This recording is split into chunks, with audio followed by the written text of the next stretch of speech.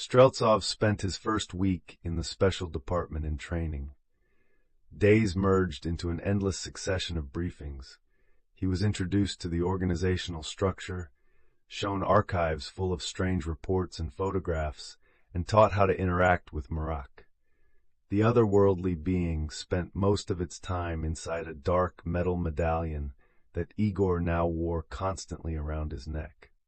The weight of the amulet continuously reminded him of the new reality in which he was to exist. "This medallion is not just an ornament," Dr. Kovaleva explained during one of the sessions. "It's an anchor, an ancient artifact that keeps the entity tethered to our dimension." She stepped closer, adjusted the chain around his neck, and added with unexpected seriousness, "Never remove the medallion, Streltsov. Never. The connection between you and Marak must remain stable. Otherwise, the consequences could be—" She hesitated, searching for the right word. "Unpredictable." In the way she pronounced that last word, Igor sensed an echo of personal experience, and he decided not to ask for details. Department 13 employed about 50 people, surprisingly few for a unit responsible for protecting an entire country from supernatural threats. Roughly half the staff were carriers, like Streltsov, bound to entities from beyond the boundary. The rest handled analytics, technical support, and administrative matters, ensuring the smooth operation of this strange mechanism. Igor quickly grew close to Captain Vera Sokolova, a short but solidly built woman with cropped light brown hair and an impressive scar cutting across her left cheek from temple to chin. Her movements conveyed the calm confidence of someone accustomed to keeping situations under control. Sokolova had been with the department for 3 years, a veteran by local standards, and noticing the newcomer's confusion, she herself offered to show him all the ins and outs. "How are you managing with your partner?" she asked when they were sitting in the department cafeteria. Vera pronounced the word partner with a slight pause, as if she still couldn't find a suitable word for the being living in her medallion. "Strange," admitted Igor, absently stirring his long cold borscht with a spoon. "Like there's constantly someone in my head, watching, commenting. Sometimes I wake up in the middle of the night feeling like he's rummaging through my memories, sorting through them like old photographs." "You get used to it," Vera smiled, and the scar on her cheek curved, giving her smile a predatory edge. "My Zarya was unbearable at first, too, constantly chattering, giving advice I didn't ask for, trying to improve my life. But eventually we adjusted, found boundaries that worked for both of us." "Zarya?" Streltsov raised an eyebrow. "Your entity is female?" "They're beyond gender, Streltsov." She looked at him with slight pity, like a child who had asked a naive question. "They just take forms that are closer to us or more comfortable, or what they consider more effective for interaction. Marak chose a male appearance because it's more comprehensible for you. For another carrier, he might look completely different." Igor wanted to ask something else, but at that moment the metallic voice of the duty officer rang out over the loudspeaker. "Lieutenant Streltsov and Captain Sokolova, report to the operations hall immediately. Code Amber. Repeat, code Amber." Vera transformed instantly. The slight smile vanished. Her eyes became cold and focused. She pushed aside her tray and rose in one sharp movement. "Amber means active incursion," she said, already heading for the exit. "Looks like your baptism by fire has come earlier than planned. Let's go. There's no time." Controlled tension reigned in the operations hall. Staff moved quickly, but without panic, like a well-oiled machine. Colonel Derzhavin was already waiting for them at the main table, bent over some papers. Next to him stood a man Igor didn't recognize, a somber individual in civilian clothes with a receding hairline and a heavy face that looked as if it had been carved from stone. "Meet Alexei Petrovich Klimov, an officer from the State Security Committee of the Lithuanian SSR, Derzhavin introduced him as they approached. "They have a situation there that requires our intervention." Klimov nodded nervously in greeting. His fingers, clutching a folder of documents, were visibly trembling. "In Vilnius, in the old town, there's a Catholic church of St. Anne," he began, with a slight Lithuanian accent in his voice. 3 days ago, strange things started happening there. At first they were minor, candles lighting by themselves, statues crying blood, common tricks for impressionable parishioners. We thought it was hooliganism or someone's cheap mystification. But yesterday, he faltered, and inner anxiety reflected on his face. Yesterday the church was visited by a group of young pioneers on an excursion, 23 children and 2 adults. They went inside and didn't come out. "What do you mean, didn't come out?" Streltsov clarified. "Just that." Klimov ran his hand over his face as if wiping away an invisible cobweb. "When our people arrived at the scene, the church was empty, completely empty. All doors and windows locked from the inside. No signs of struggle or break-in. 25 people simply vanished. And on the altar," he reached into the folder, took out a glossy photograph, and placed it on the table. The image captured the church's massive stone altar, and on it, a strange symbol drawn with something dark red, almost brown. Intricate lines formed something resembling a spiral with branches extending outward like tentacles. "Is that blood?" asked Streltsov, leaning over the photograph. "Yes," Klimov nodded. "And according to preliminary analysis, human.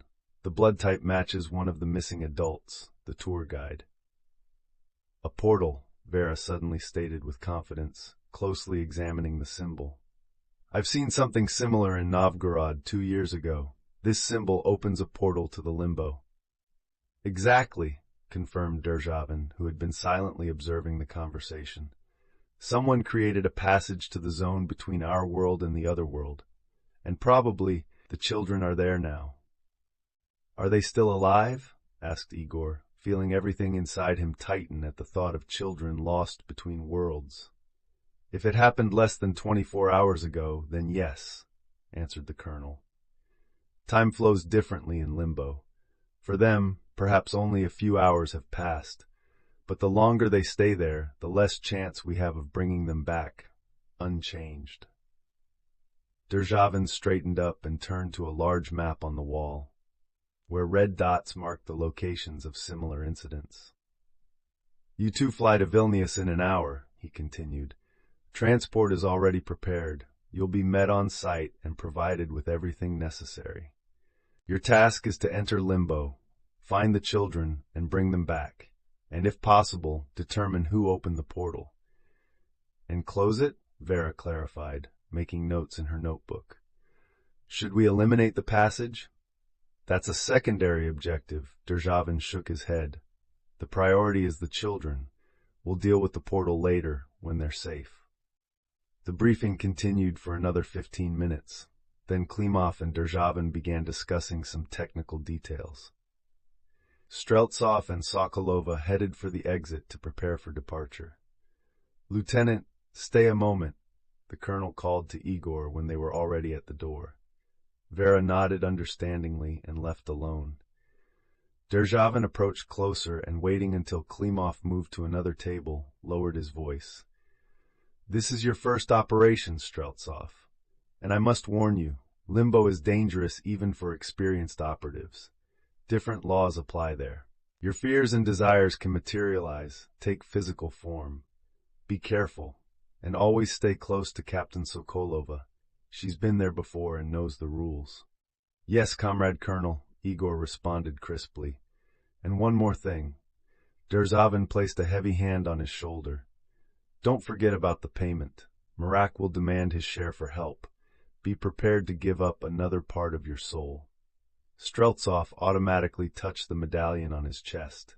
Inside, he felt a slight movement, as if Marak had responded to his name, like a dormant beast to its master's voice.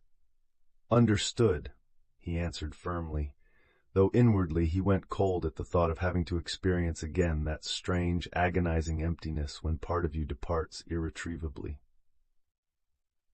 The An-26 military transport plane landed at Vilnius airport late in the evening. Heavy clouds covered the sky, and a fine, stinging rain was falling, turning into wet snow. A black Volga with Lithuanian plates was already waiting for them on the runway. The car looked new and clean despite the bad weather. Behind the wheel sat a taciturn driver in civilian clothes, who just nodded curtly when they got into the car. "Nervous?" asked Vera, looking at Streltsov while the car wound through the night streets of Vilnius. The old town drifted past the window, medieval buildings, narrow cobblestone streets, rare pedestrians under umbrellas. In another situation, Igor would have admired the beauty of this place, but now his thoughts were occupied with something else entirely. "A little," he admitted, not taking his eyes off the window. "I never thought my career in the KGB would go in this direction." "Who did?" she chuckled, and in the reflection of the glass, he saw the scar on her cheek twitch. "I wanted to join intelligence. Dreamed of Paris, Vienna, New York. Imagined myself as a sort of Soviet Mata Hari, seducing capitalist fat cats for the motherland's secrets," she snorted, "and instead ended up in the underground of Lubyanka, bound to a being from another world." Vera thoughtfully touched her medallion, similar to the one Igor wore, but with a different symbol, resembling a sun. "But you know what?" she continued more seriously. "I don't regret anything. What we do is truly important. We protect people from threats they don't even suspect exist. This is real work. Not just shuffling papers or spying on foreigners. We save lives. And today," she turned to him, "today we'll save 23 young souls from a real hell. If that's not a worthy goal, then I don't know what could be." The car stopped at a small square paved with ancient cobblestones. The drizzling rain had turned the stones into slippery, glistening plates.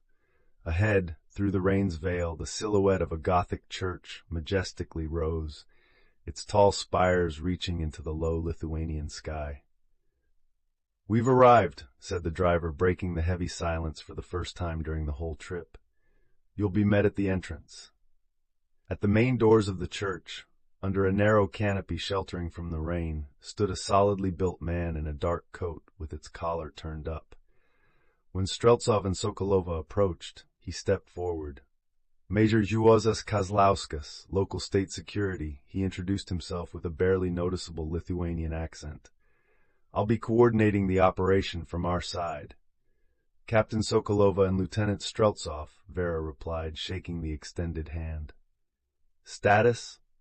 "Unchanged." Kozlauskas scanned the deserted square with his gaze. "The church is cordoned off. People evacuated from nearby buildings under the pretext of a gas leak. We're keeping the cordon at 200 meters to avoid attracting unnecessary attention. No one has entered or exited since the disappearance."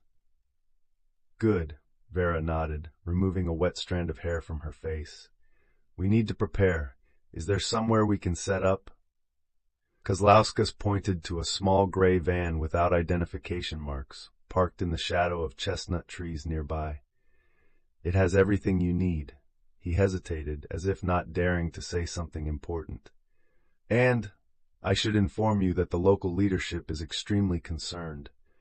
Among the missing children is the son of the first secretary of the Lithuanian Communist Party's Central Committee." "I see," Vera nodded understandingly. "So it's all the more important to act quickly and without unnecessary noise." In the van, which smelled of gun oil and standard-issue cologne, they changed into special black coveralls with multiple pockets and reinforcements at the knees and elbows. Vera opened a steel case, retrieving weapons. PM pistols with unusual ammunition and strange knives with runic script engraved on the blades. "Conventional weapons are largely ineffective in Limbo," she explained, handing Igor a pistol. "The bullets are silver, engraved, blessed through a special ritual. And these blades," she nodded at the knives, "are created specifically for combating the supernatural. They can wound entities that are invulnerable to ordinary weapons." She handed Streltsov a small glass vial with a clear liquid resembling water. "And drink this. It will protect your mind from Limbo's influence. Otherwise, you might simply go mad in the first few minutes." Igor uncorked the vial, and after hesitating, drank the contents in one gulp. The liquid burned his throat and stomach like liquid fire. He coughed, feeling everything inside burning. "Damn, what is this?" he rasped when he could speak again. "Better not to know," Vera smirked, but a flash of sympathy showed in her eyes. "Trust me, if I told you, you wouldn't have been able to drink it. Now it's time to summon our helpers." She removed her medallion and placed it on her open palm. Then, closing her eyes, she whispered a few words in a language Streltsov didn't understand, melodious, with smooth transitions between vowels. The medallion glowed from within, heating up, and from it burst a clot of white light, quickly taking form. In a moment, before them stood a slender female figure, resembling a human but too perfect to be real. Her skin softly glowed from within, as if liquid light pulsed beneath it, and her eyes were completely white, without pupils or irises. "Zarya," Vera introduced the being, "my partner." Streltsov followed her example. He removed his medallion, feeling his hand grow cold from contact with the metal, and spoke a single word, "Mach."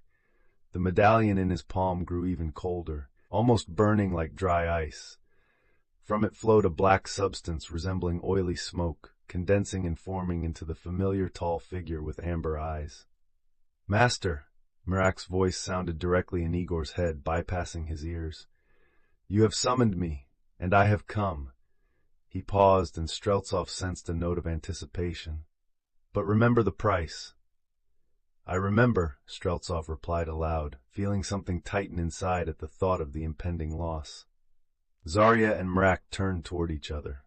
An invisible spark seemed to pass between them, not friendly but not aggressive either. Rather, it was a mutual recognition of equal forces.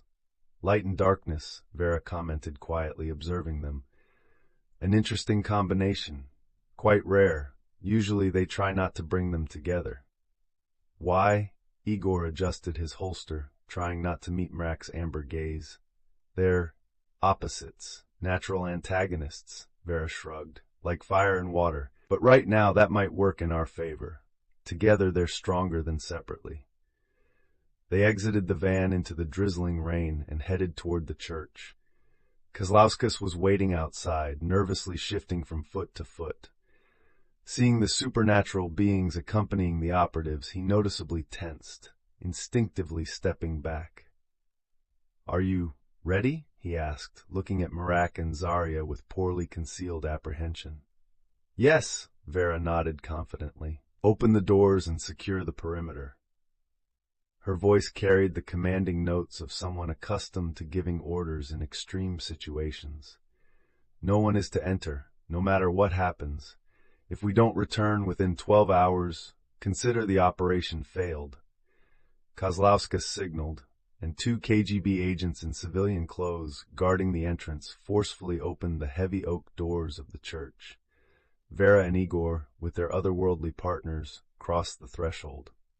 Inside the church reigned cold and darkness, broken only by the dim light filtering through narrow stained-glass windows.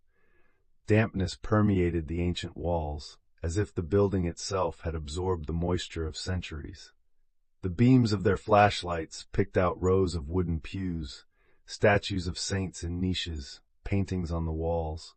Everything looked normal, an ancient Gothic cathedral, like dozens in the Baltic, except for one detail. Absolute silence prevailed here. No creaking of floorboards, no echo of footsteps, no sound of rain outside, as if everything around was swallowed by a cotton deafness. "We're already not quite in our world," Vera whispered, and her whisper did not echo off the high vaults. "The boundaries are blurred, the portal is ajar." They slowly advanced toward the altar area. Streltsov kept his hand on the pistol grip, carefully scrutinizing every shadow. Mirak moved beside him, sometimes dissolving into the surrounding darkness, sometimes reappearing, like a flowing ink blot.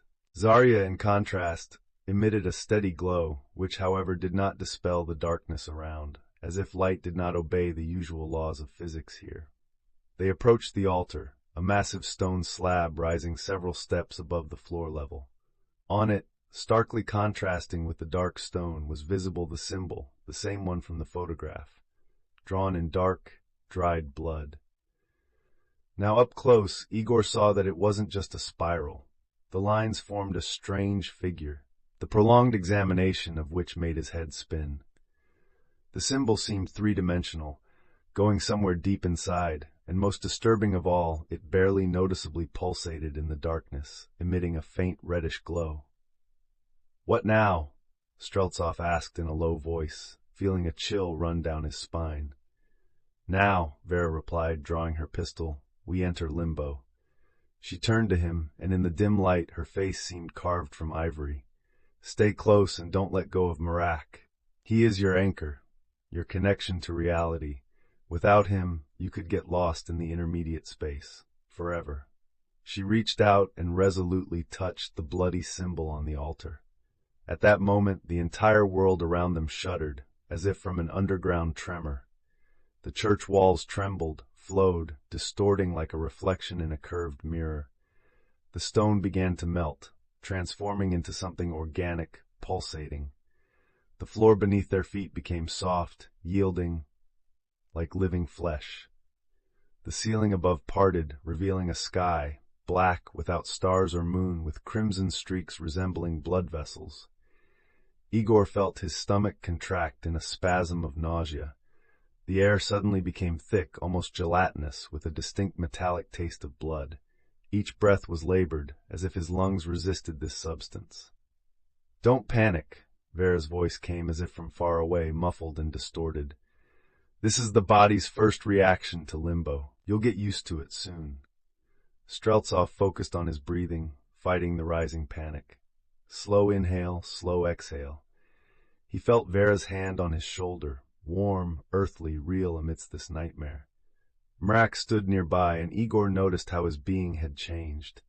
The otherworldly partner's body now fluctuated more, like smoke in the wind, but appeared denser, more material. The amber eyes glowed brighter than before, as if here in limbo Merak was in his element. "I am stronger here," confirmed his voice in Igor's head. "This is my home, my territory." He paused. "But there are more dangers too. Stay alert, master. Even for ones like me, limbo holds threats." Gradually the nausea and dizziness receded, and Streltsov was able to look around. What had once been a church had now transformed into a distorted, grotesque semblance of a church, as if the very concepts of space and matter were different here. The pews curved like living creatures, changing shape with each glance. The statues of saints, which had earlier been immobile sculptures, now moved slowly, turning their heads, following the intruders with stone eyes. "We need to find the children," Vera reminded, drawing her pistol. "Stay together. Zarya, do you sense the presence of living souls?" The glowing female figure turned her head, as if listening to something inaccessible to human senses. "Yes," her voice sounded like the soft chiming of silver bells. "They are below, under us, many souls, frightened, children's, innocent." "Below us?" Streltsov looked around. "Is there a basement here?" Vera pointed to the altar, which now looked like a huge pulsating growth of flesh and stone, as if the two substances had merged into one. "In limbo, nothing is as it seems," she said. "Space is plastic here. The entrance could be anywhere. You just need to know how to look." They approached the altar, weapons at the ready. Zarya glided forward and touched the growth with her glowing hand. Part of it trembled and parted, like a mouth, revealing a passage downward, a dark tunnel going deep beneath the church. From the opening wafted dampness and something else, a heavy, suffocating fear, so concentrated that it could almost be touched. "Ladies first?" Igor joked nervously, trying to relieve the tension. "Another time, rookie." Vera gave him a slight push on the shoulder. "You and your Mrak go first. Darkness sees better in the dark." Streltsov took a deep breath, checked his pistol, and began descending into the passage. Merak slid after him, enveloping him in his substance like a protective cocoon. The darkness below was absolute, impenetrable to human eyes, but Igor suddenly discovered that he could see. Not with his eyes, with some other sixth sense, which, he understood, Merak had given him. The world around acquired strange, blurred outlines, colored in gray and amber tones. They found themselves in a long, winding corridor with a low ceiling. Its walls pulsated like living flesh, changing with every movement. The floor was moist and yielding, as if they were walking through the innards of a giant creature. The sound of their footsteps transformed into an unpleasant squelching. "They are close," whispered Merak, and Igor felt his excitement. "I can sense their fear. So bright, so delicious." "Don't you dare," Streltsov responded sharply, tightening his grip on the pistol. "We're here to save them." "I wasn't planning to," mockery sounded in Merak's voice. "But nobody forbids enjoying their emotions, do they? It's like the aroma of an exquisite dish. It doesn't fully satisfy, but it brings pleasure." Igor didn't respond, continuing to move forward. The corridor gradually widened, leading them deeper. Finally, it brought them to a spacious chamber resembling a cave. The ceiling here was high and vaulted, with hanging stone growth similar to stalactites. The walls were covered with strange symbols, like the one on the altar, only smaller. They glowed with a dim red light, as if drawn with smoldering coals. In the center of the cave, under the highest vault, was a group of children, boys and girls in pioneer scarves, about 20 people. They stood motionless, too motionless for living beings, staring into nowhere with glazed eyes that reflected neither thought nor fear. "What's wrong with them?" Streltsov turned to Vera, who had entered the cave with Zarya behind him. "Trance," she answered, carefully examining the children. "A protective mechanism of the psyche. Their minds have switched off to avoid going insane from what they're seeing. A kind of catatonic state, only caused not by psychological but metaphysical shock." "And where are the adults?" Igor scanned the cave with his eyes. "The group leaders?" Vera silently pointed to the opposite end of the chamber. There, against the far wall, hung 2 bodies, chained to the stone by something resembling living chains, pulsating, organic, like tentacles holding the prisoners by their arms and legs. The people in torn clothes were motionless, and at first Streltsov thought they were dead, but looking more closely, he noticed weak, barely perceptible movement of their chests. "They're still alive," he said with relief. "But not for long." Unexpectedly came a voice, deep, melodious, with a slight accent that Igor couldn't identify. From the shadows at the far end of the cave emerged a figure in the black cassock of a Catholic priest. Tall and straight, it moved with unnatural grace, as if gliding above the floor. But instead of a human face, from under the hood looked something devoid of familiar features. A swirling fiery vortex, in the depths of which glimmered greenish sparks resembling eyes. "Welcome," the being spoke with a strong accent, as if human speech was foreign and uncomfortable for it. "I have been waiting for you, anticipating this meeting." Merak and Zarya instantly took defensive positions in front of their masters, preparing for an attack. The creature in the cassock laughed, a sound resembling the crackling of dry wood. Light and darkness in the service of mortals. What irony! Undisguised mockery sounded in its voice. "You cannot save these children. Their souls are almost mine. Just a little more is needed to break the last resistance." "Who are you?" Vera demanded, holding her pistol ready, though Streltsov doubted that ordinary weapons, even with special bullets, could harm this being. "Oh, I have many names," replied the demon, slightly bowing like an actor accepting applause. "In this country I was once called Velnius, a local variation, if you will, but I prefer that you call me Father Ignatius." The fiery vortex inside the hood formed into a semblance of a smile. "After all, I've been a servant of this church for, how long? 300 years? A demon who has taken the form of a priest," Vera whispered so quietly that only Igor could hear. higher rank, extremely dangerous. Such entities are usually eliminated by a group of 5 or 6 operatives. "What do you want from the children?" asked Streltsov, discreetly retrieving the runic knife from his pocket. He understood that the chances were slim, but he wasn't going to surrender without a fight.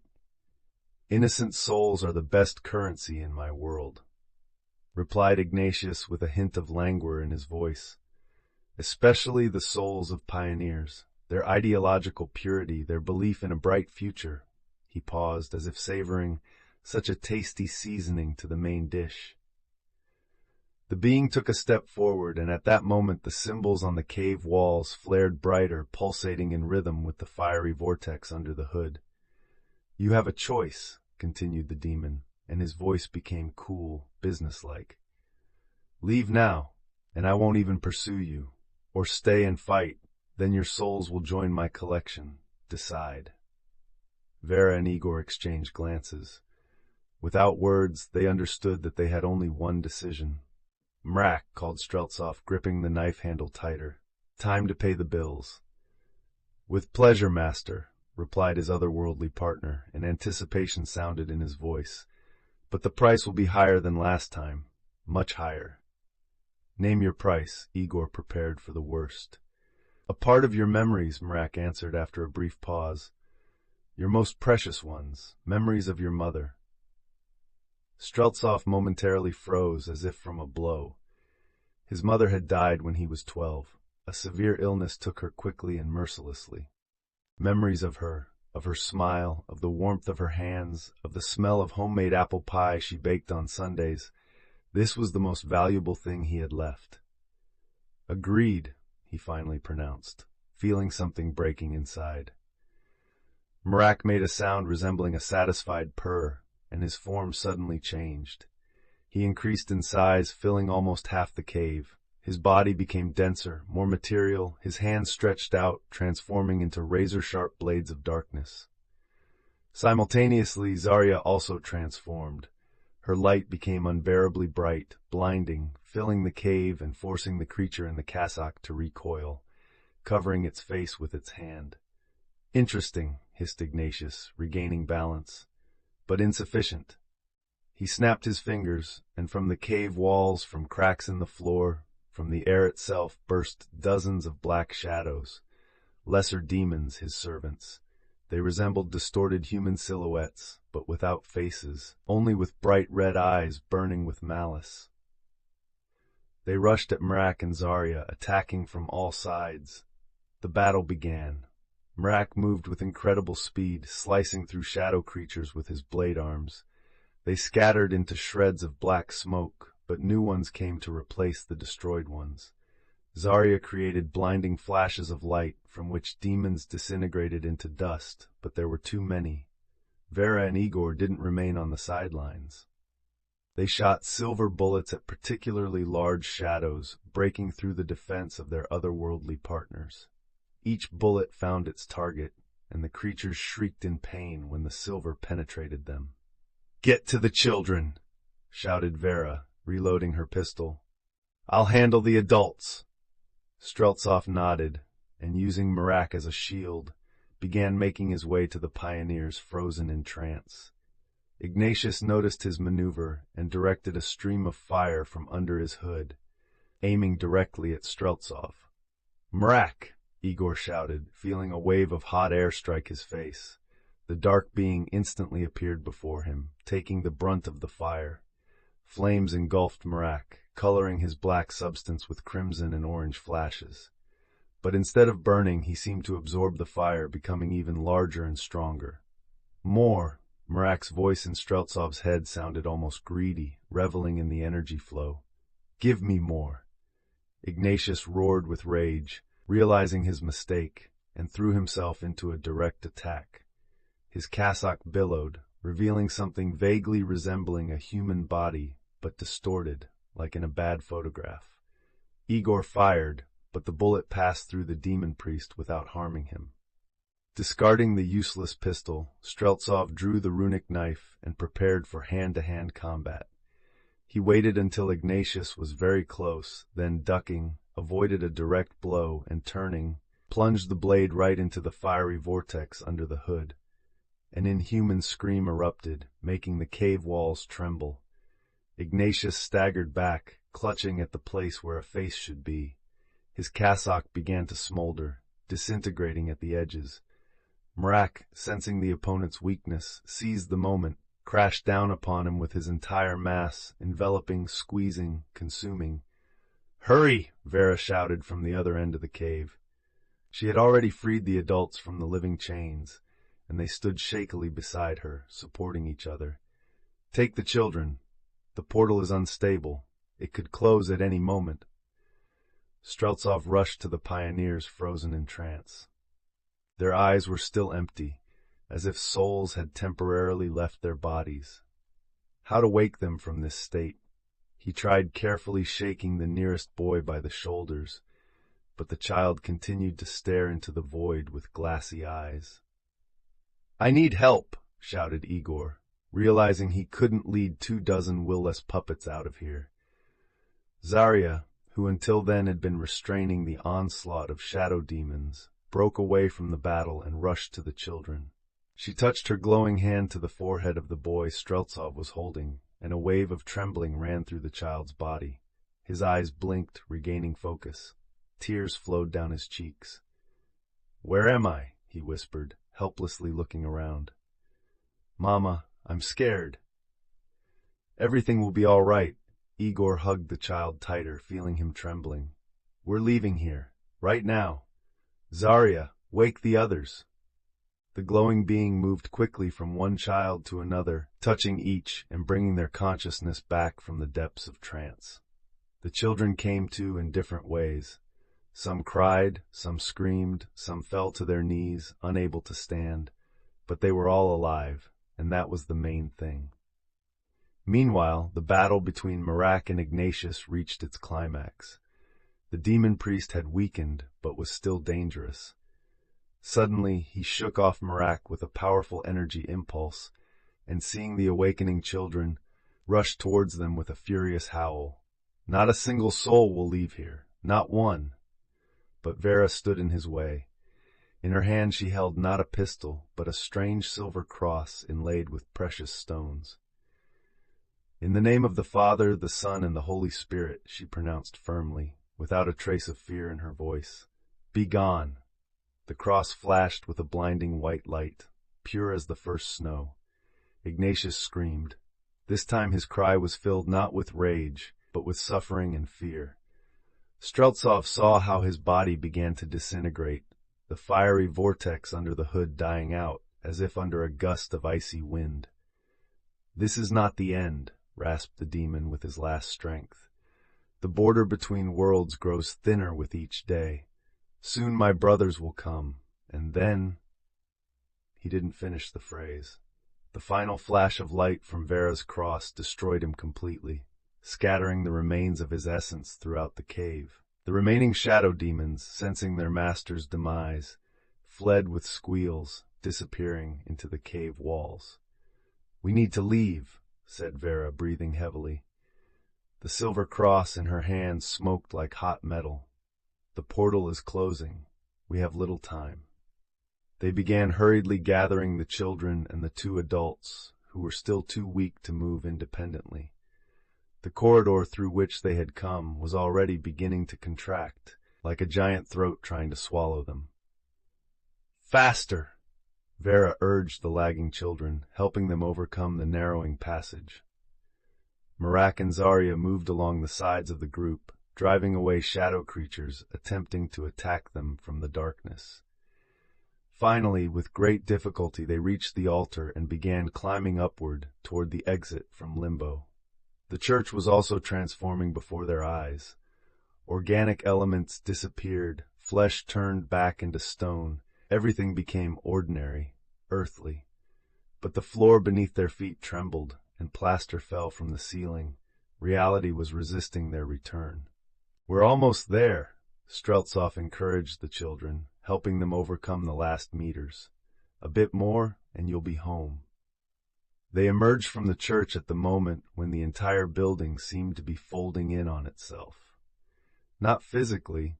In the real world, it remained untouched, but in limbo, in the dimension from which they had just escaped, its distorted version was collapsing like a house of cards. Their appearance caused a commotion. Kozlauskas and his men rushed toward them, receiving the children and injured adults. Medics bustled everywhere, draping blankets over the shoulders of the rescued, checking vital signs.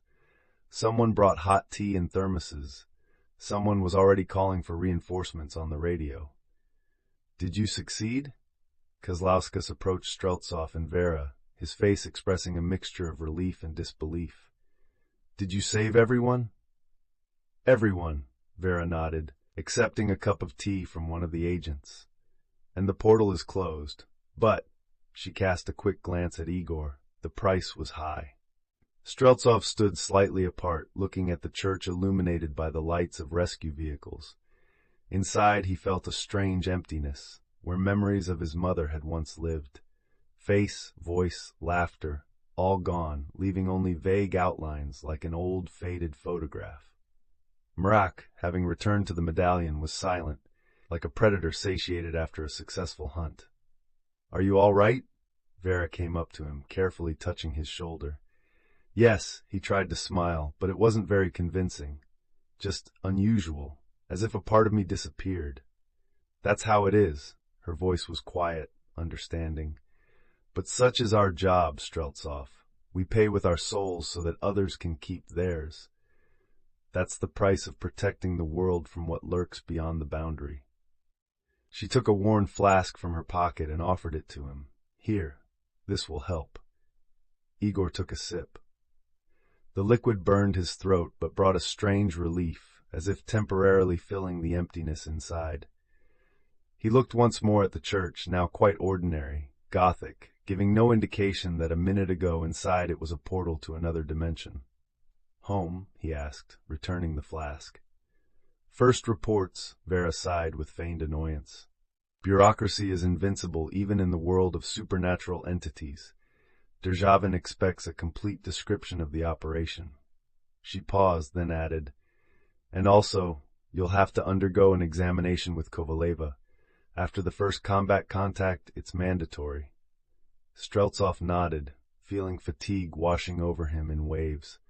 Despite the loss of precious memories, somewhere deep in his soul he felt a strange satisfaction. They had saved the children, closed the portal, stopped the demon. It was a victory, albeit not without losses.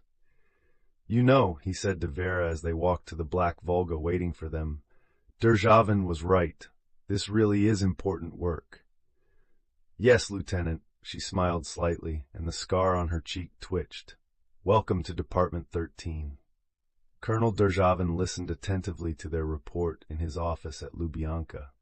Outside the window, the winter day was fading, casting long shadows on the walls hung with maps and diagrams. Occasionally the colonel made notes in his notebook, but mostly he just looked at them with his penetrating gaze, as if trying to read their thoughts. "So the demon was masquerading as a priest," he said thoughtfully when they finished. "Interesting. Lately we've been encountering this more often. They are learning, adapting to our world, becoming craftier." "He said that the border between worlds is becoming thinner," noted Streltsov, recalling the demon's last words, "and that soon his brothers will come." Derzhavin frowned, and the wrinkles on his forehead deepened. "This confirms our fears. The activity of supernatural entities is growing, not just in the USSR, but worldwide. Our colleagues from other countries are noting similar trends." He paused, putting his hands behind his back.